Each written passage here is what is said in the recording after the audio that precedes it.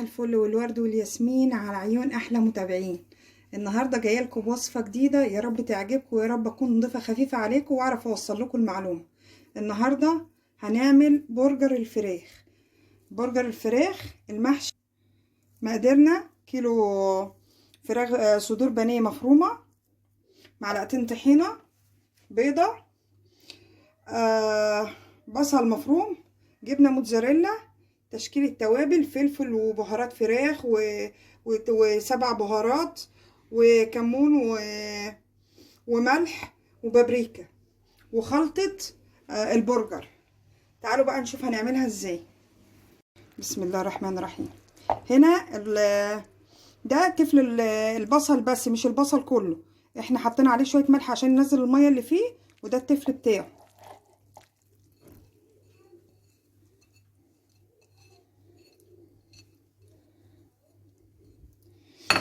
وبعدين هنحط عليه خلطة البهارات بتاعتنا كلها اللي احنا عايزينها، اللي احنا عاملينها، اللي احنا مطلعينها.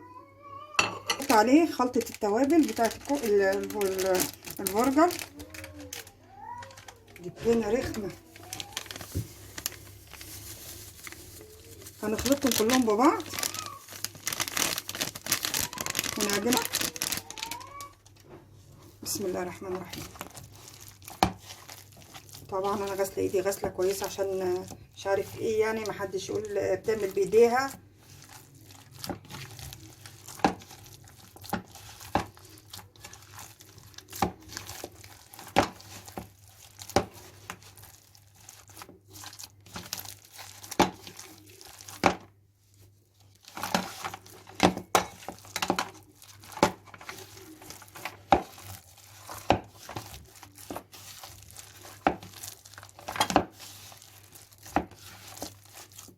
هنتنينا ندعك فيها نعمل فيها كويس لحد المكونات كلها تختلط ببعضها.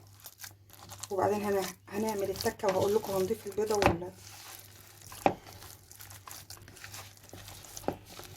البيضه والطحينه ازاي.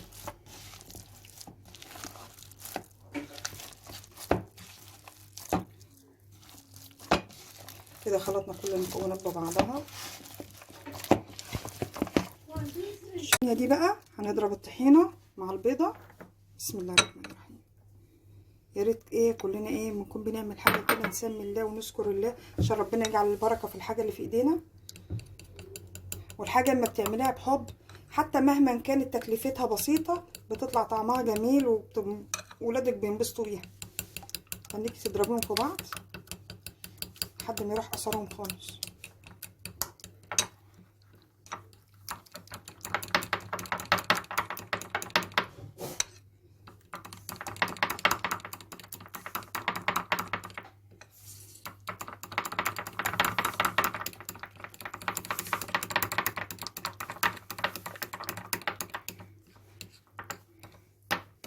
هنيجي بقى نضيفهم.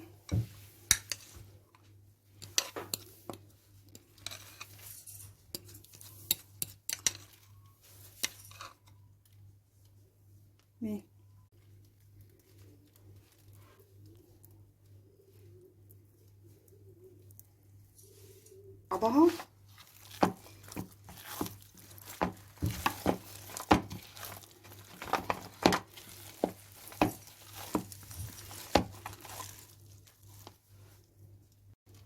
لقيت العجينه ملزقه شويه فحطيت لها معلقتين دقيق بقسماط عشان تمسك معانا، ما تبقاش تسهل معانا التشكيل.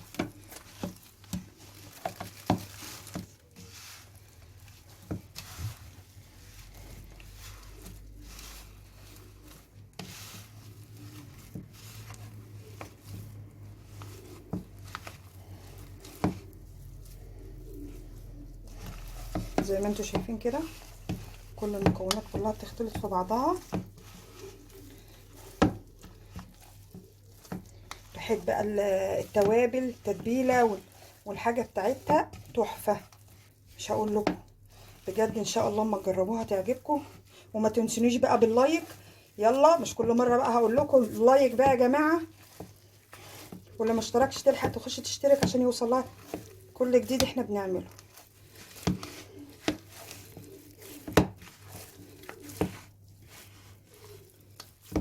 بصوا مش محتاجه تنحط في التلاجة ايه، تريح. انا هشكل على طول وهتشوفوا قدامي، هتشوفوا قدامكم كل حاجه، مش عامله حاجه من وراكم اهو، كل حاجه قدامكم.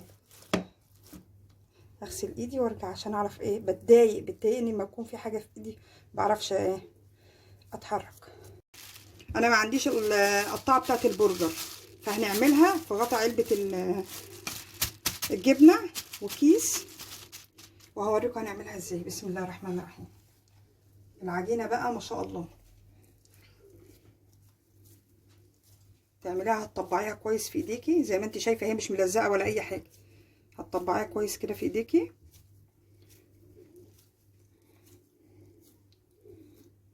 تقومي جايه فاتحاها من النص وحاطه لها ايه حته الجبنه،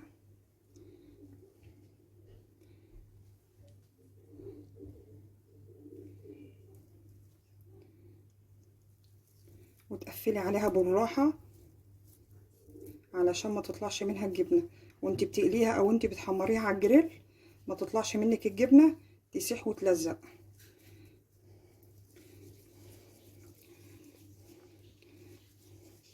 زي ما انتم شايفين اهي، دي مبططينها بالحجم اللي انت عايزاه بقى، عايزاها حجمها كبير، عايزاها حجمها صغير، زي ما انت عايزه تقدري تتحكمي في ايه. هحط حته كمان عشان الجبنه بدات تظهر معايا في ايه، في الوش.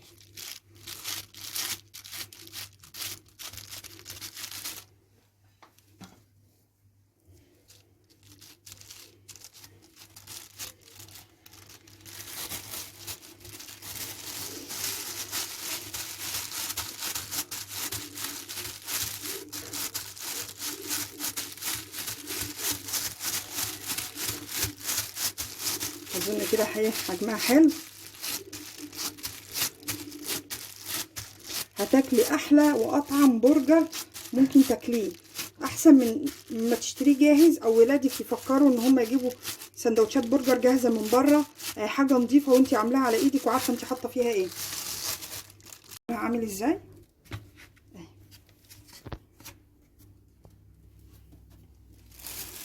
نعمل واحده كمان، نحط قطعه الجبنه،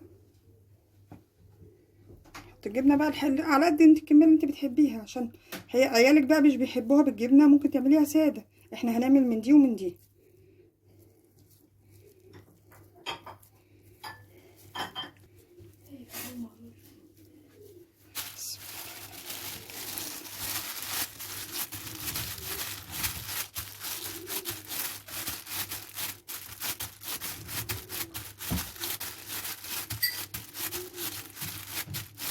دعوة حلوة، يلا اللايك، فين اللايك بتاعي؟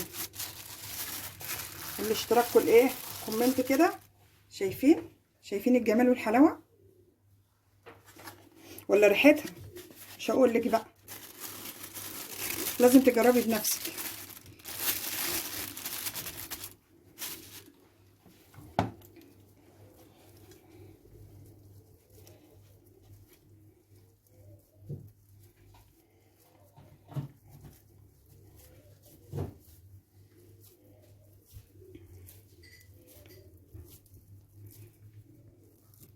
طبعا الابيض اللي فيها ده البصل، هي الكبه ما طحنتوش عندي كويس، بس ان شاء الله مش هيأثر يعني، لان هو الملح مدبله على الاخر.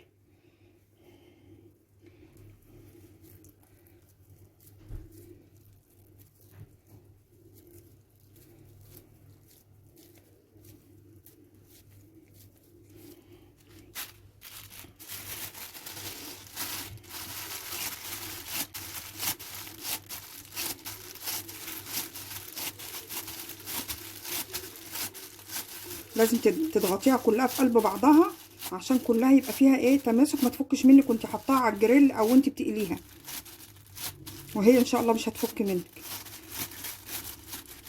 شايفين المنظر؟ شايفين الجمال؟ شايفين؟ هتاكلي احلى برجر.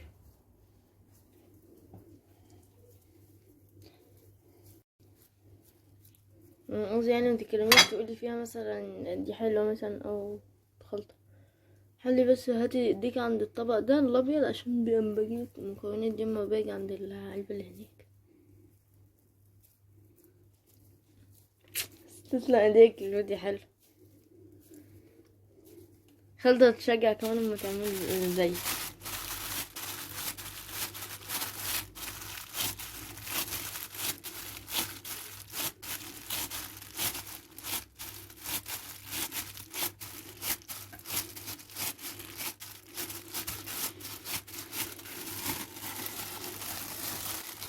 شايفين الجمال ما شاء الله.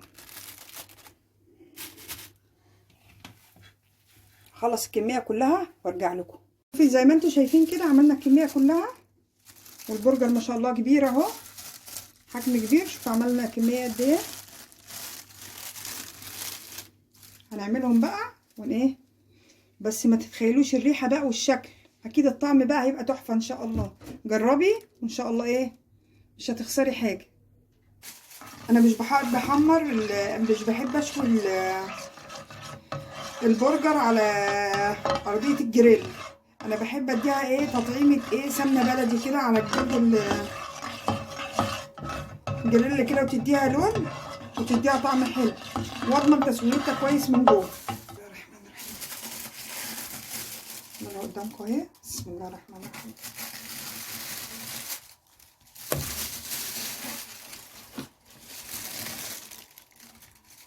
الجريل ده بتاع راك يا جماعه.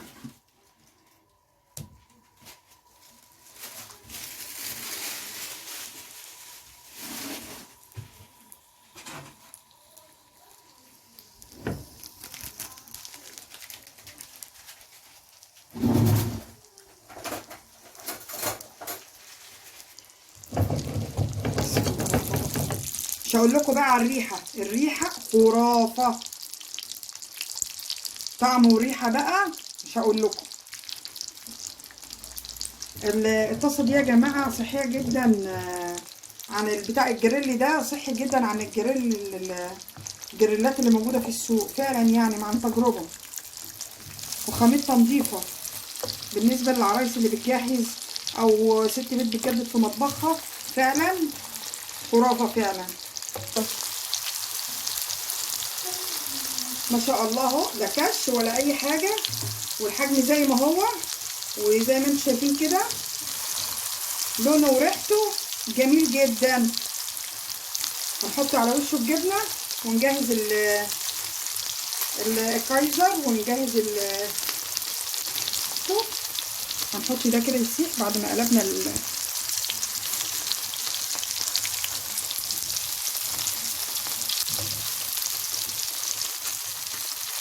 البتاع فين البتاع.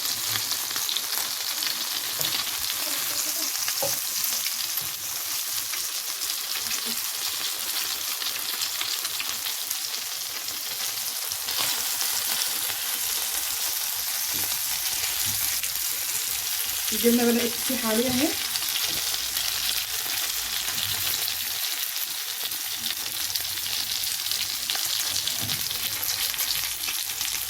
اول ما تبتدي الجبنه تسيح عليه هنشيله على طول.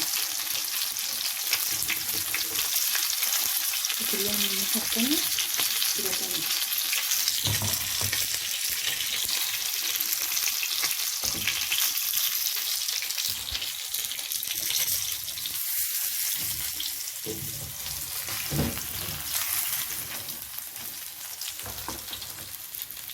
شايفين الشكل؟ مش هقول لكم بقى على الريحه، شامين الريحه حاجه كده وهم.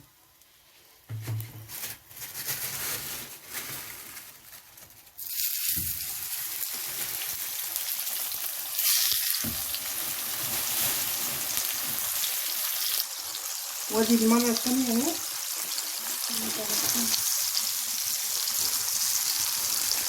يعني مش قادره اوصف لكم الريحه عامله ازاي، ولا كشت ولا اي حاجه. والمنظر اهو زي ما انتم شايفين.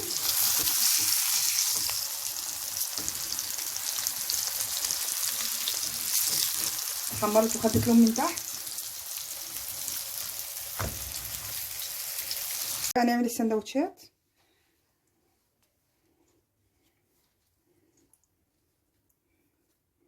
طبعا اللي ولادك بيحبوه كله حطيه في السندوتش.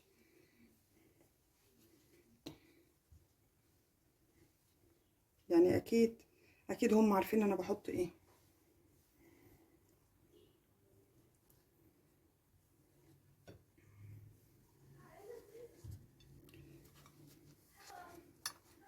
ده بقى منظر السندوتش اهو زي ما انتم شايفين.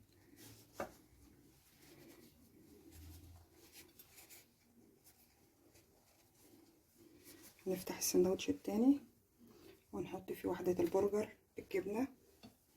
طبعا انا هحط لهم الكاتشب والمستردة والمايونيز، واللي عايز حاجة عشان في شيء بيحب ده وشيء بيحب ده، فاللي عايز حاجة هياخدها علشان ما اعملش حاجة ويحرنوا على السندوتش في الاخر، يبقى انا ما عملتش حاجة.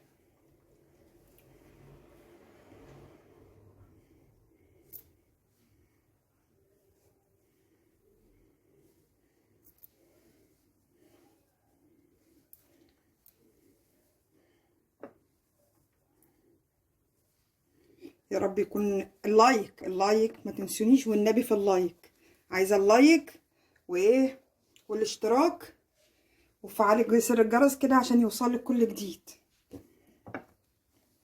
وهدلعهم بقى واحط لهم شيبسي واحط لهم الحاجات اللي هما بيحبوها، بدل ما يطلبوا البرجر من بره يبقى كل حاجه موجوده عندهم في البيت.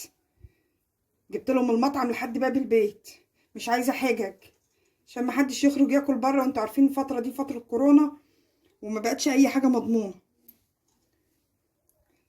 فبأبسط حاجة وعملتي كل اللي نفسك فيه ودلعتي عيالك وبسطتيهم وما خرجتهمش من البيت ياكلوا بره.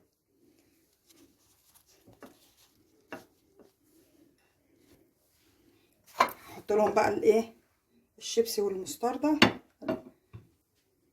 والكاتشب، واللي عايز حاجة ايه هياكلها، والخلطة اللي نفسه في حاجة يزودها. يا رب يكون فيديو النهاردة عجبكم، ويا رب وما تنسونيش بقى بدعوة حلوة والاشتراك في القناة وفعلي زر الجرس. يلا يا جميلة انت وهي عشان يوصلك كل جديد. يلا جاي.